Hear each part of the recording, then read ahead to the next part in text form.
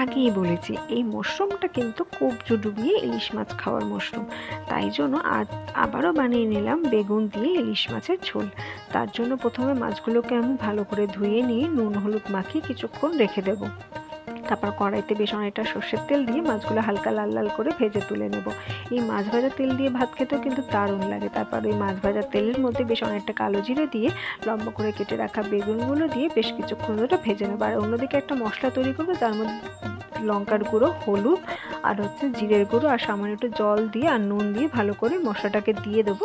তারপর বেশ কিছুক্ষণ ধরে কষিয়ে নেবো। যখন মশলা কষাতে কষাতে তেল ছেড়ে দেবে, তারপর একটু উষ্ণ গরম জল দিয়ে আর উপর থেকে ভেজে রাখা ইলিশ মাছগুলো দিয়ে বেশ কিছুক্ষণের জন্য ফুটতে দেবো। আর উপর থেকে অবশ্যই চেরা কাঁচা লঙ্কা দিয়ে দেবো। বেশ ভালো করে ফুটে উঠলে তারপর নামিয়ে নেবো। ব্যাস, তাহলেই তৈরি হয়ে যাবে বেগুনে হাবুডুবু ইলিশ মাছ।